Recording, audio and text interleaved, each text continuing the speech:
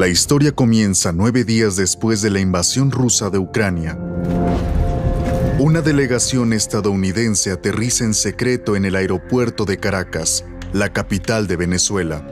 Señoras y señores, bienvenidos a Caracas. Los estadounidenses se reúnen con el presidente de Venezuela, Nicolás Maduro. La invasión de Rusia a Ucrania, Maduro cree que puede tener una relevancia en el escenario político internacional a través del petróleo. Maduro aprovecha para mostrar un trato, ponerlo en ese momento a la luz pública para decir, aquí está Venezuela y va a poder sustituir los suministros de Rusia. Occidente embarga el petróleo ruso y se teme que el precio del crudo se dispare. Para la Casa Blanca era crucial que el precio del petróleo se mantuviera bajo. La administración quería aumentar la cuota de mercado del petróleo venezolano antes de las elecciones legislativas de 2022 para evitar daños políticos a Biden. Un retroceso histórico para la diplomacia estadounidense. Venezuela y Estados Unidos son enemigos desde hace casi 25 años. El tono es implacable. Virtually everywhere, socialism or communism produce suffering, corruption, and decay. Donald Trump, hands up Venezuela. De inmediati. Te mira.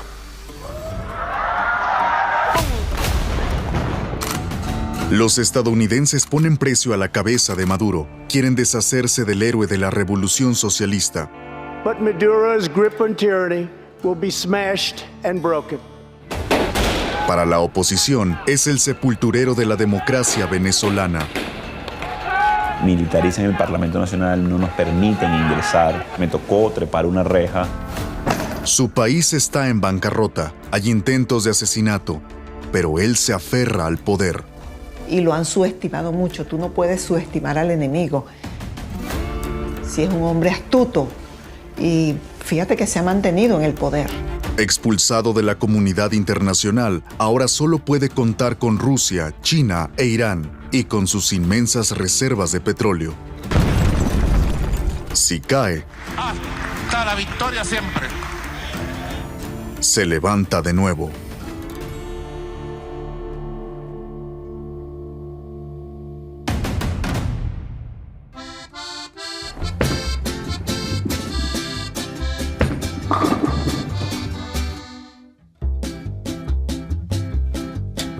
Queriendo correr ya gateaba, queriendo de todo chillaba, mi papá vivía de artesanía. Década de 1970. Vientos del sueño americano soplan sobre Venezuela. Es el país más rico de América Latina gracias a su petróleo. Vino todo esto de Venezuela Saudita. Venezuela fue el mayor exportador de petróleo del mundo.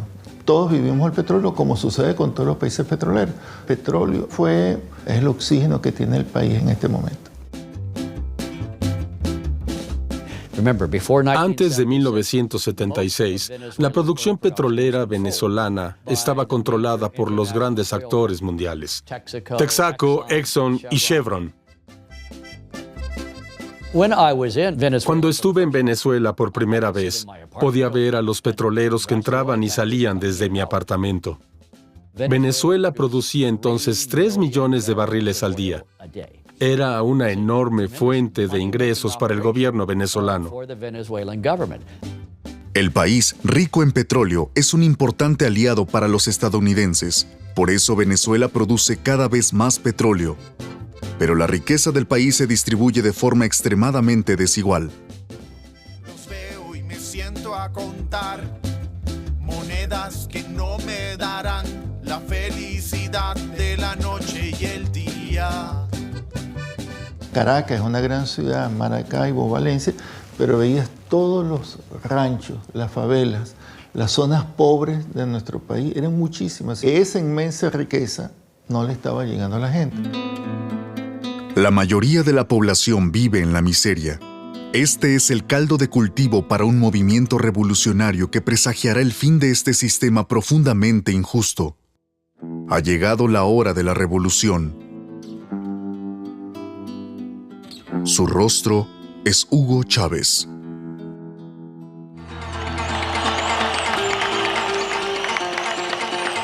¿Y saben otra cosa? ¡Bastantes cojones hay aquí!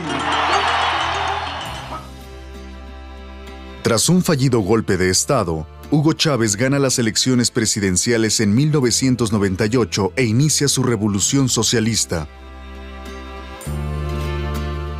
A su sombra está el hombre que se convertirá en su brazo derecho, Nicolás Maduro. Chávez quiere transformar el país. Cuenta con el petróleo para financiar sus ambiciosos proyectos sociales. Instala a uno de sus leales al frente de la industria petrolera.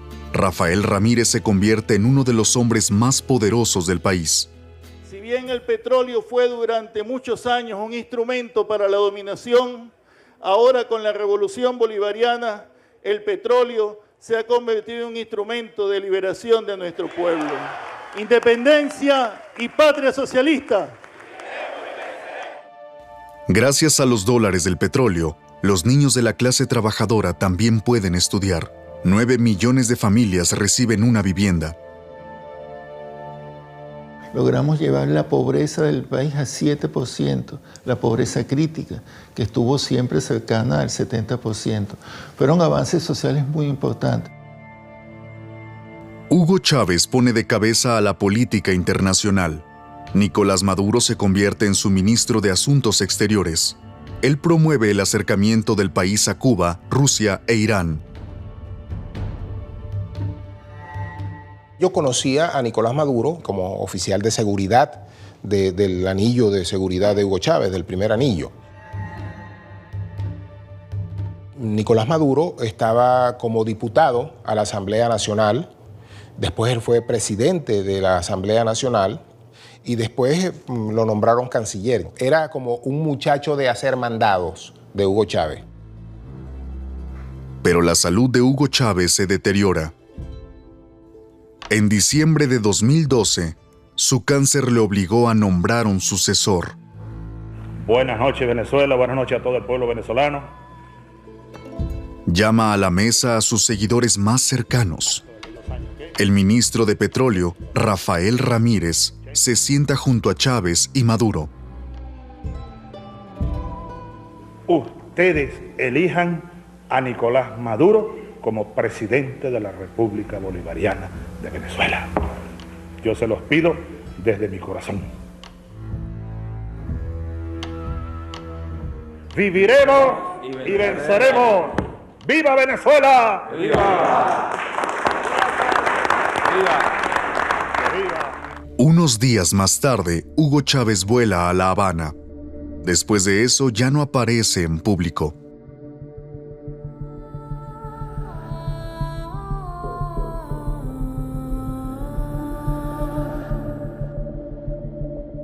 En el funeral de Estado, 3 meses después, Maduro hace campaña sin recatos. Le juro venir aquí como presidente constitucional de la República Bolivariana de Venezuela.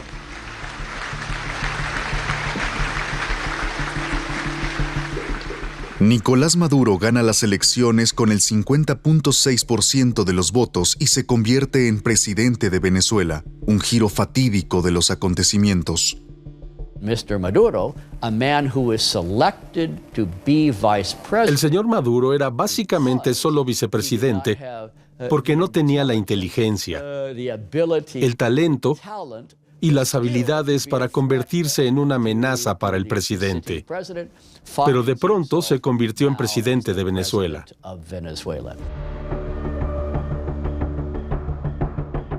Nadie hubiera apostado por Maduro al principio.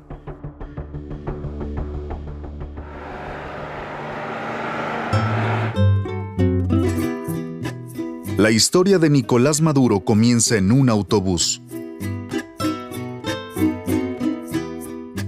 Nicolás Maduro ingresó a trabajar en la compañía de transporte Metro de Caracas. El mito de que Nicolás Maduro es un obrero, un chofer, es una construcción que se ha hecho para colocar a ese presidente como un presidente obrero. De allí viene Nicolás Maduro. Nicolás Maduro creció en un barrio obrero de Caracas. No puede permitirse ir a la universidad. Su salvación, la política. Hay un momento, digamos, del que no se habla, que fue de su formación ideológica, del proceso de ideologización que él vivió en Cuba. Nicolás Maduro ha sido tal vez el alumno más aventajado del régimen comunista cubano. Toda su vida se ha inspirado en Cuba. Admira a Fidel Castro y aplica los métodos del régimen.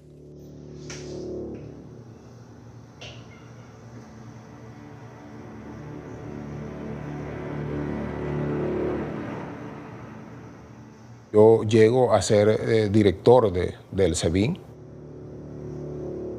el Servicio Bolivariano de Inteligencia Nacional. Es la policía política. Sin embargo, Nicolás Maduro la utiliza como una policía particular. Para Maduro es como era la Gestapo para Adolfo Hitler. Maduro me dice a mí, tienen que llegar a perfeccionar el aparato de inteligencia a tal nivel de que cada uno de los opositores le tengan sembrado una persona que en tiempo real les informe todo lo que esa persona hace. En algunos casos, a veces me preguntaba jocosamente, mire, ¿y qué desayunaron? Tenía información, pues había recursos para eso. El general Manuel Christopher Figuera es el perro guardián del régimen desde 2018. Detenciones arbitrarias, torturas, graves violaciones a los derechos humanos.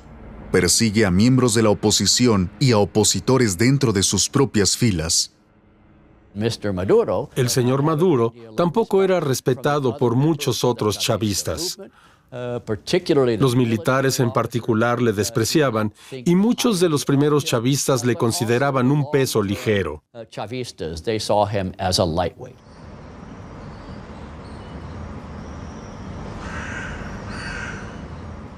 Generales, ministros, funcionarios, nadie está a salvo de la vigilancia de este sistema paranoico, especialmente los rivales.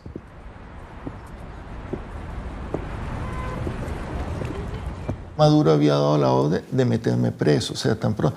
A mí me tenía identificado como la persona que podía sustituirlo en la presidencia. El ministro de Petróleo, Rafael Ramírez, tiene demasiado poder. Maduro, en su impotencia de no poder detenerme, ha recurrido a la ofensa, a la descalificación. Me han quitado mi casa, me han exiliado, me persiguen, a mí, a mi esposa, a mi familia. Tengo un hermano preso desde hace un año, un hermano que no tiene nada que ver con la política. Maduro le acusa de malversar millones, arruinar la industria petrolera y fugarse al extranjero con el dinero. No siendo los corruptos de la época, bandidos, casi todos están prófugos de la justicia, como la rata inmunda de Rafael Ramírez, protegido por el imperio norteamericano, viviendo en un castillo, una mansión en Italia. Rata inmunda, rata traidora, más temprano que tarde, la justicia venezolana te pondrá los ganchos, ladrón de 4 suelas. Y entonces nos hace de lado, pero no solamente a mí, a todos los de Chávez, como ya dije. Y ese grupo de Cancillería asume el control de todas las instituciones económicas. Tú me preguntas cómo me siento, indignado, porque han destruido el país, porque han destruido un sueño que todos teníamos. El 6 de diciembre de 2015, los venezolanos están llamados a elegir nuevos representantes. Las elecciones no salen como estaba previsto para Nicolás Maduro. Ese día, con irreverencia, con revire democrático, El presidente pierde la mayoría en el Parlamento. Esto no ocurría desde la revolución. Asamblea Nacional, prepárate, prepara las maletas, que te va a llegar tu hora. Pero Maduro no dimite. La ira del pueblo se desata en las calles. Los estudiantes salieron a la calle y se produjo una ola de represión.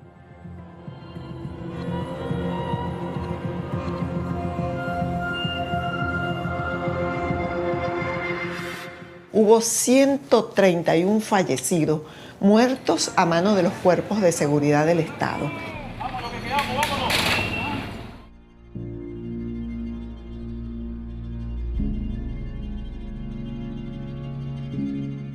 El único caso que hay en Venezuela que enfrentó a Nicolás Maduro estando en el poder y en Venezuela fui yo.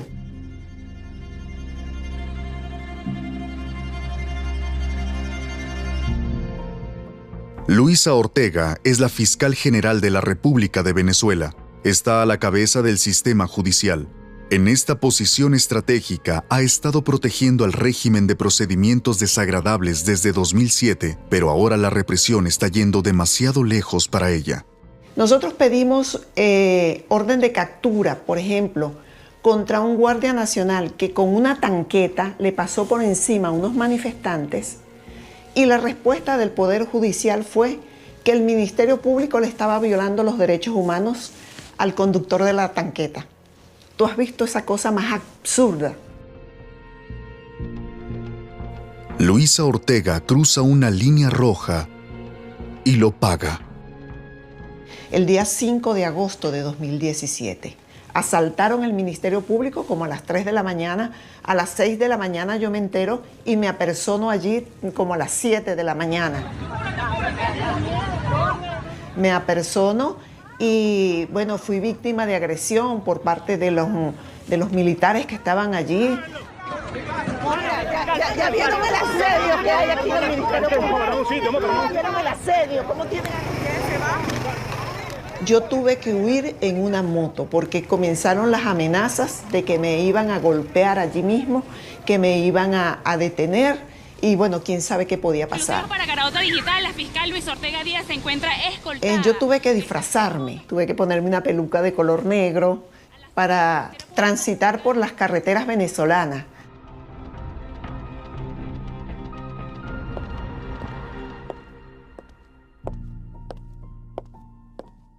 Luisa Ortega se ve obligada a abandonar el país y esconderse.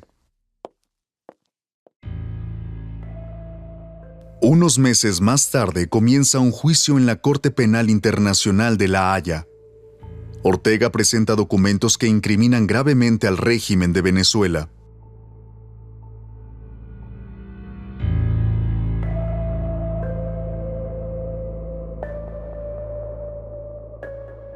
Más de 8.000 venezolanos fueron ejecutados por las fuerzas policiales y militares, que se trataba de una limpieza social.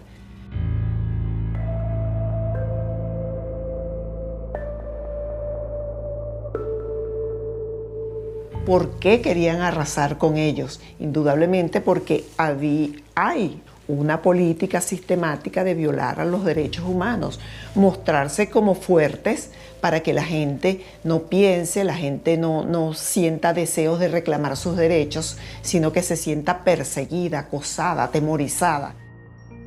Las pruebas contra Nicolás Maduro son abrumadoras. Está aislado internacionalmente. Para Estados Unidos ha llegado el momento de darle el golpe de gracia.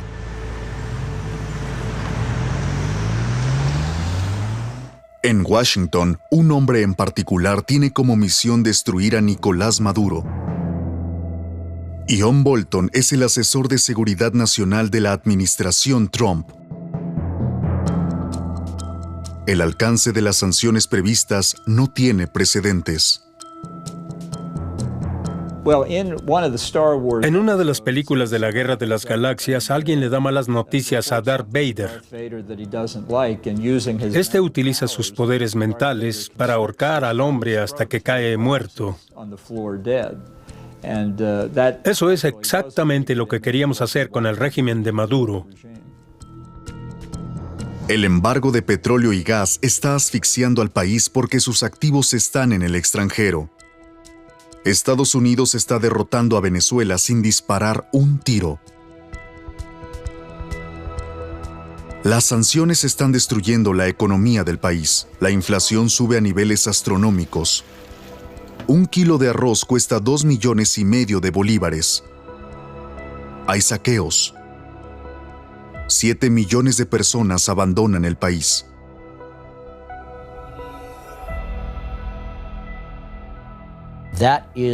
No fue una buena idea. En lugar de eso, deberíamos haber asumido que Nicolás Maduro nunca abandonaría el poder en Venezuela voluntariamente. Creímos erróneamente que las sanciones obligarían a Maduro a reformarse. Pero eso no ha ocurrido. Venezuela ha vuelto a ser lo que era antes de la Revolución Bolivariana. Un país en manos de unos pocos privilegiados. Solo que ahora los privilegiados son los seguidores de Maduro. Venezuela es como un oxímoron.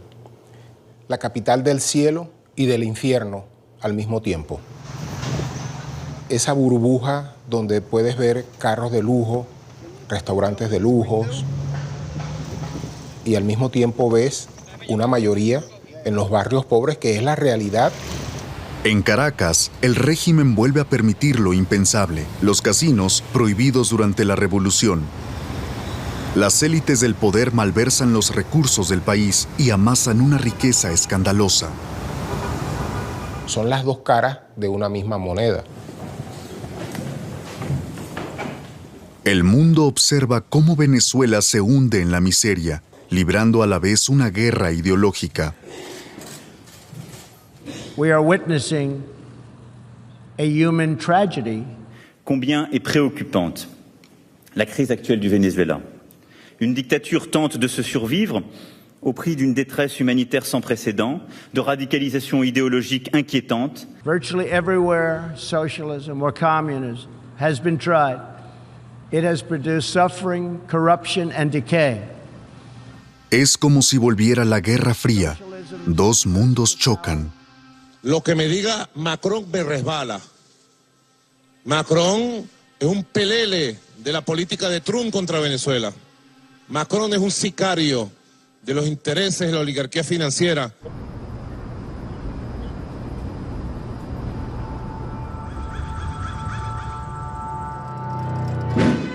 Sin embargo, Maduro está aislado. Su poder se desmorona más que nunca.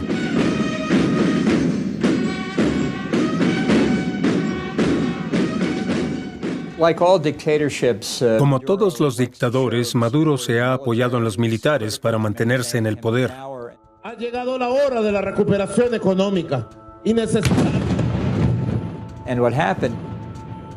¿Y qué pasó? Aparecieron unos drones para asesinarlo. El primer atentado se produce el día del aniversario de la Guardia Nacional Bolivariana, la policía militar venezolana.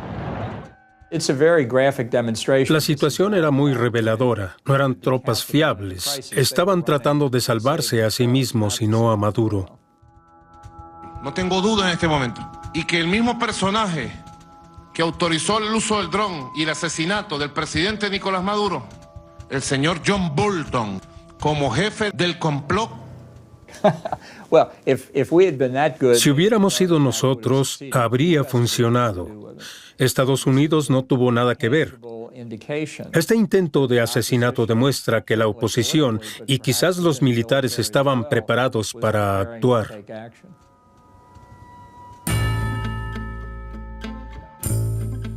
Nicolás Maduro está debilitado y es cuestionado cada vez más.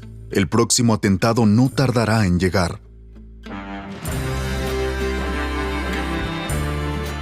Dos hombres preparan un golpe de Estado. Ambos viven ahora exiliados en Miami. El general Figuera trabaja como conserje. Juan Guaidó es profesor en una universidad estadounidense.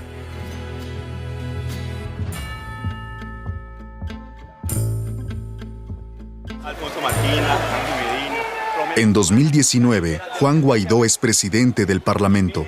Está a la cabeza de una oposición que ya no reconoce a Nicolás Maduro como presidente legítimo. Está tentando a la suerte. Juro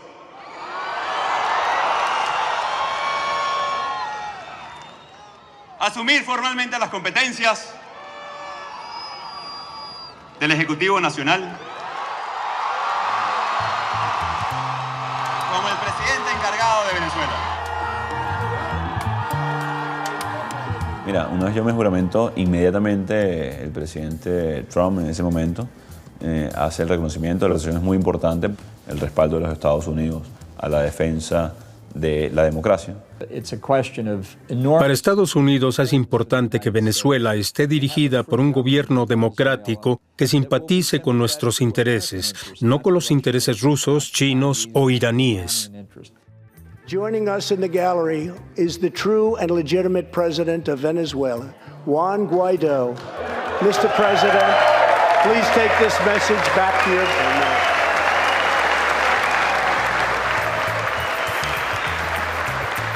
Más de 62 países siguen el ejemplo de Estados Unidos y reconocen a Juan Guaidó. Los estadounidenses han encontrado a su hombre para derrotar a Nicolás Maduro. Maduro's grip on tyranny will be smashed and broken.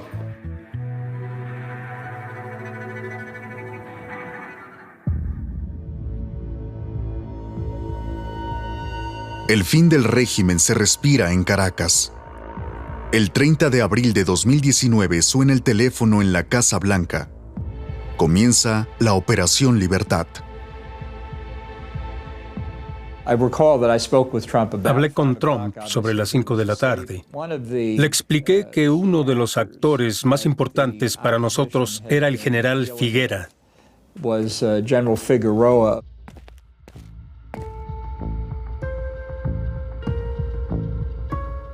Es la muestra del descontento militar que existe y existía en ese momento en Venezuela. Cuando se supo que había desertado y reconocido a Guaidó, podría haber ocurrido que otros, quizá incluso el ministro de Defensa Padrino, se pusieran del lado de Juan Guaidó.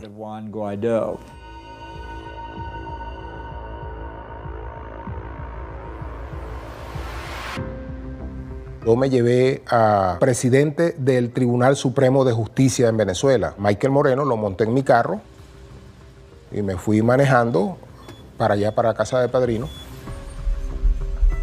Y Michael Moreno estaba muy nervioso porque a lo mejor ellos sabía cada quien por separado que estaban involucrados, pero no se habían visto. La comparación con un militar puede costarle la vida a un militar.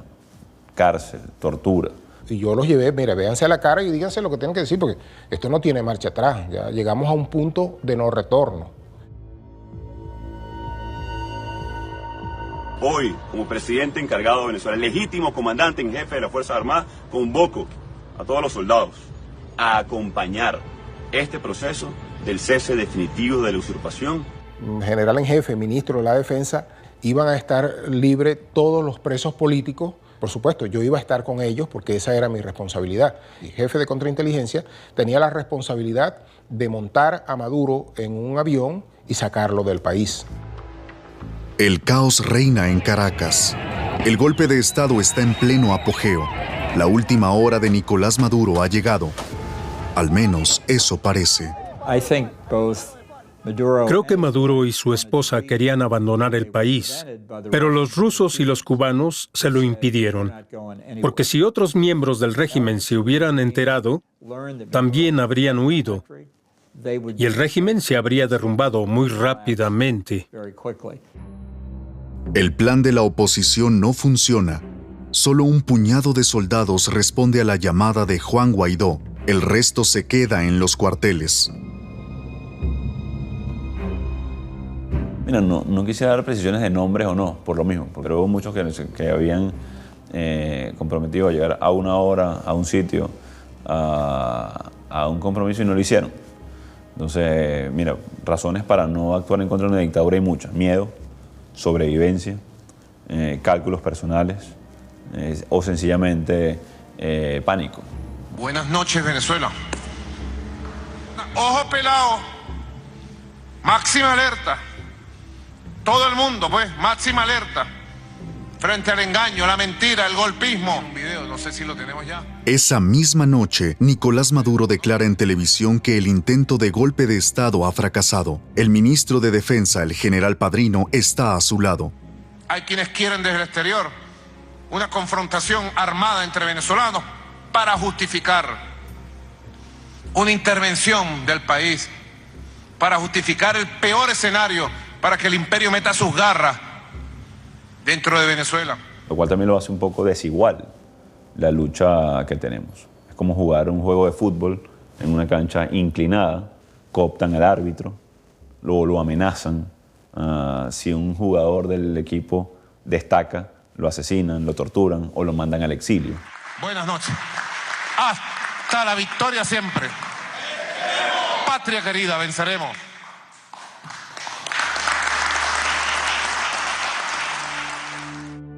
Esa noche falta un hombre en la mesa, el renegado general Figuera.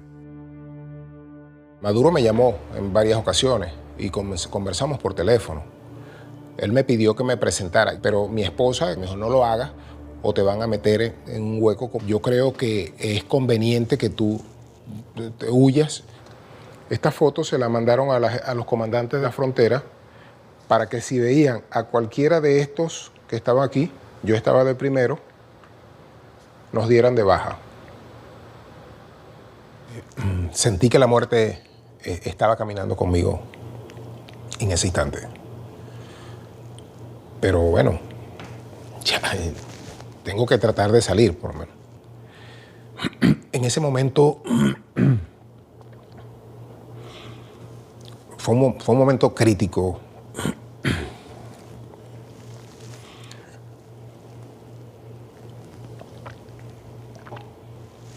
Y él tenía información de todo lo que estaba pasando, porque alertaron a todas las unidades militares. Le dijo al conductor, mire, pendiente, que más adelante me informaron que está la guerrilla más adelante, cuidado. Y unos minutos después del trayecto, el conductor me dijo, general, bienvenido a Colombia.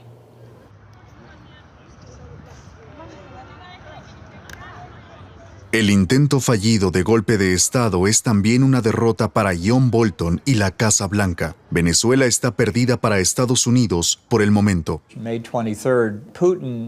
En una conversación entre Putin y Trump el 23 de mayo, Putin se alegró de que Guaidó hubiera sido derrotado a pesar de la intervención estadounidense y de que los norteamericanos hubieran consolidado indirectamente el poder de Maduro.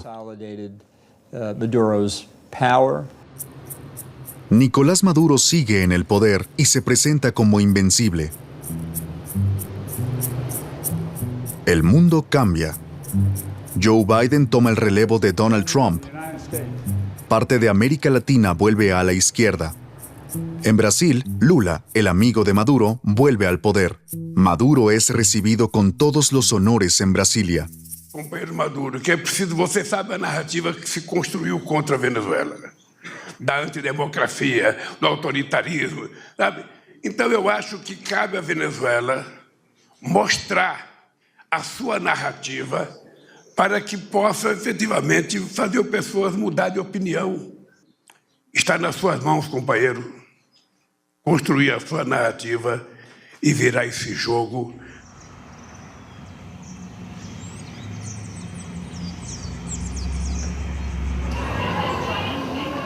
Francesca y la abuelita que para enseñarle, mostrarle lo que es el capítulo de Super Bigote.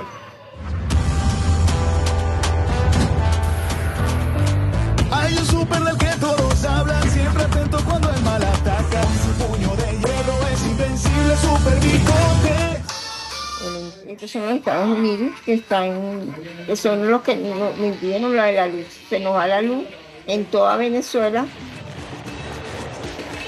Fue afectado hospitales y todo, ¿verdad? Tuvimos un caos grandísimo. ¡Es Super Bigote! Un Super Bigote con un gran equipo que es para solucionar los problemas. Es el dron electromagnético. A sus puestos. Si de los malos, yo me encargo. Maduro lleva su propaganda al pueblo disfrazado de Superman.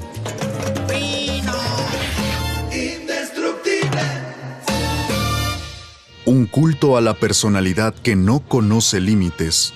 El último desfile del 5 de julio puso un muñeco de esos de 10 metros de grande desfilando con las fuerzas militares. Es absurdo. Eso no había sucedido nunca, ni en las peores dictaduras bananeras. Oíste, yo quiero un muñeco de eso. ¿Tú quieres un muñeco de eso? Bueno, te lo vamos a conseguir, ¿oíste? El bloque de apartamentos Nelson Mandela, un enorme edificio prefabricado en las colinas de Caracas. 600 familias se han trasladado de las favelas a estas viviendas sociales construidas por el gobierno. Viviendas para los leales al régimen. Cada noche, los residentes tienen que encender el canal de televisión presidencial. Ustedes, mujeres, sobre todo las mujeres, son las herederas de las libertadoras de América. ¿Ah? No aguantado aquí, mira de pie, firme. El super bigote está en todas partes. Tras más de 10 años en el poder, Nicolás Maduro es más fuerte que nunca.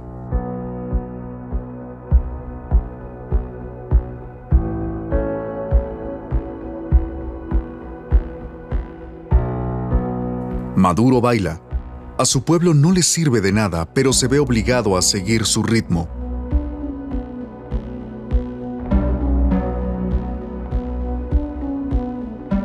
Y ahora sueña con que el resto del mundo siga su ritmo.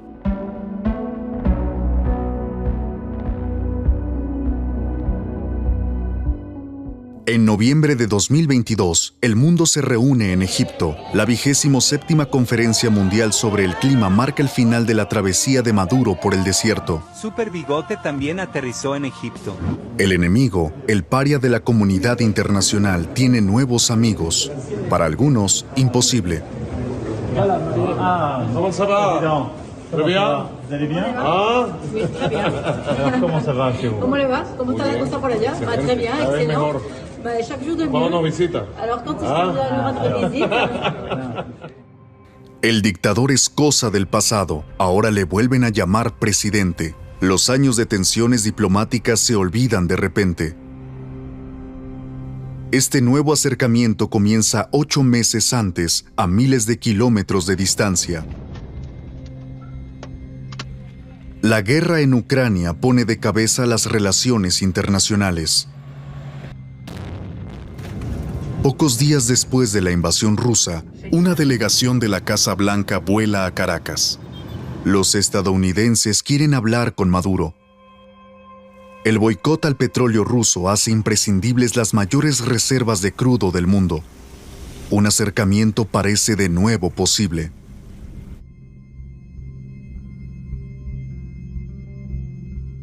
Los viejos enemigos planean un acuerdo, petróleo por elecciones libres. A cambio del fin de las sanciones económicas, Maduro garantiza que la oposición podrá presentarse a las elecciones presidenciales de julio de 2024. La France a joué un rôle positif dans tout ça. On essaie. Président, après ces séquences-là, je vous rappellerai, moi. Yo lo voy a llamar. Seguro. ¿Ok? Está bien. Está bien. Excelente. Suerte. Merci beaucoup. Bonne chance. Merci beaucoup. Gracias. Suerte, suerte, suerte. Gracias.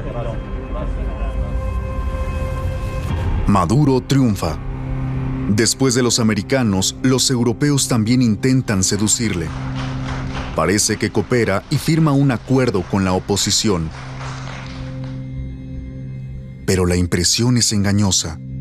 A los candidatos más importantes no se les permite presentarse a las elecciones. Sus familiares son detenidos. Ver cómo países tan importantes son capaces, en nombre de ese pragmatismo, de hacer cosas, pero siempre están equivocados. Fíjate, Estados Unidos le ha hecho concesiones a Maduro tremendas. ¿Y qué ha hecho Maduro en cambio? Nada. Ha continuado inhabilitando candidatos, ha continuado persiguiendo y metiendo preso a la gente. Entonces por eso digo, los venezolanos no podemos estar poniendo nuestras esperanzas en que Trump o Biden hagan una u otra cosa, o lo haga Macron, ¿no?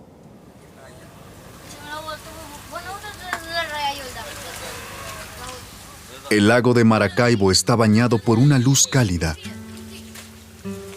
Pero las románticas imágenes de los pescadores son engañosas. El lago y su petróleo son una maldición para el pueblo.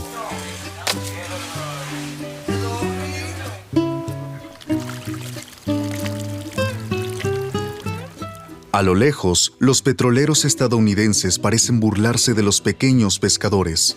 Cada día son más los que se llevan el oro negro. Ya son 135,000 barriles al día. Nicolás Maduro parece intocable, a pesar de los intentos de derrocarlo y de las sanciones.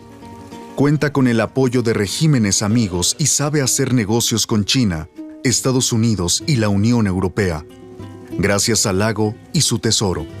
En Venezuela, el petróleo es una maldición para el pueblo y una bendición para los gobernantes.